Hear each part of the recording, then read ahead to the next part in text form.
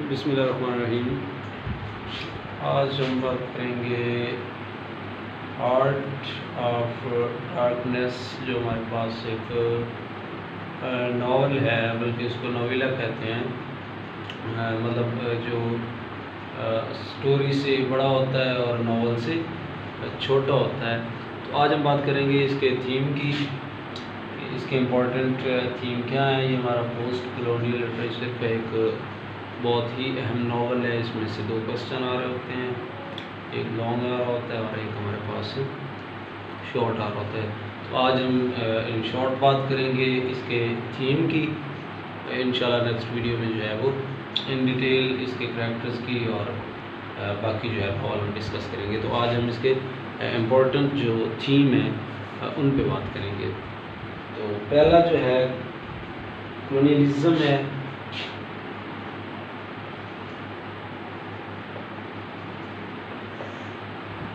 अच्छा, कॉलोनियलिज्म।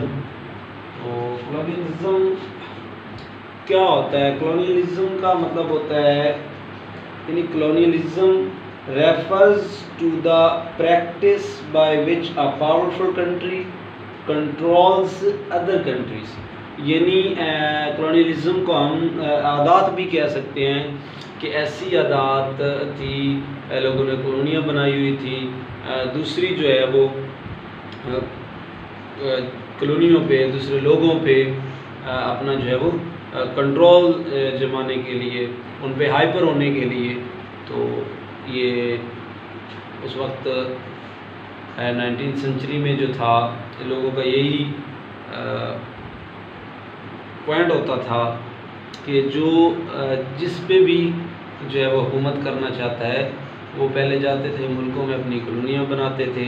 जैसे कि नाइजीरिया में हमने वो एक नावल पढ़ा था कि कैसे गोरे लोग आए थे और उन्होंने कैसे जो है अफ्रीकन लोगों पे जो है वो हुकूमत की थी। यानी अपने आप को जो है डोमिनेंट दिखाने के लिए, दूसरों को नीचा दिखाने के लिए जो वो आदात अपनाते हैं, वो कॉलोनियलिज्म होती है। तो इसकी पहली जो थीम है हार्ट ऑफ डार्कनेस का, वो कॉलोनियलिज्म है।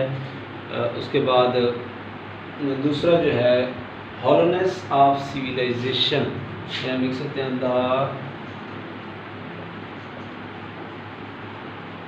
Hollowness of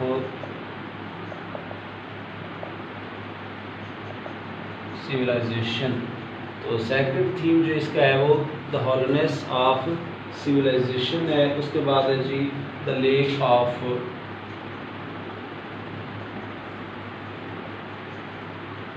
truth, the lake of truth. ये भी इसका थीम बनता है कि कैसे वो सच को छुपाया जाता था। उसके बाद है जी इसका वर्क,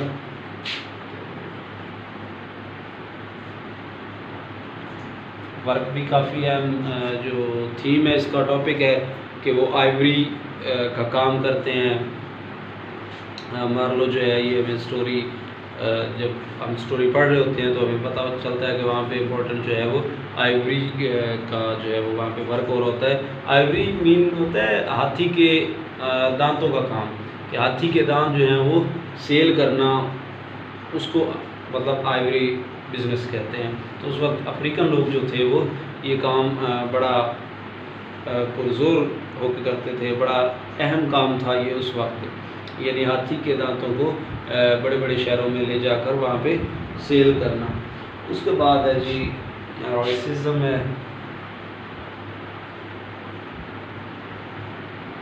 ये भी इसका थीम बनता है।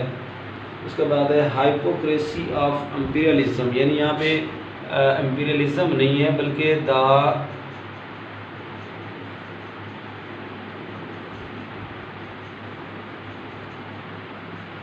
हाइपोक्रेसी, यहाँ पे हाइपोक्रेसी ऑफ एम्पीरियलिज्म।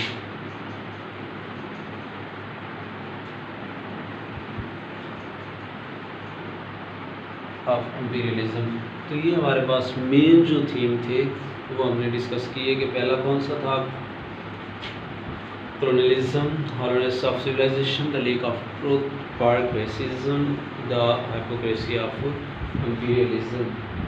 तो ये हमारे पास उस वक्त जो है वो थीम बनते हैं हार्ट ऑफ डार्कनेस के। इसके साथ मैं थोड़ा सा बता दूं कि शॉर्ट क्वेश्चन जो आ रहे होते हैं वो एक्चुअली हमें नहीं पता चल रहा होता कि उसने कहाँ से उठा के दी, तो वो पहले ही पोर्शन में से उठा के दे देता है। यानी हमारे पास कुछ राइटर हैं जिनके मैं नाम बता देता हूँ। एक एडवर्ड सेड है जिसने इंपीरियलिज्म पे बात की थी।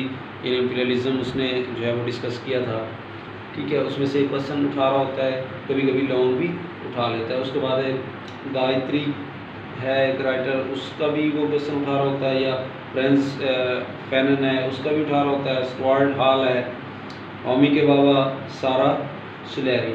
तो ये वाले राइटर जो हैं इसमें से वो शॉर्ट क्वेश्चन भी उठा रहा होता है, और वो लाजमी उठा रहा होता है, बल्कि जो 40% का पार्ट हमारा होता है वो इन्हीं राइटर जो मैंने बताए हैं इन्हीं में से उठा रहा होता है।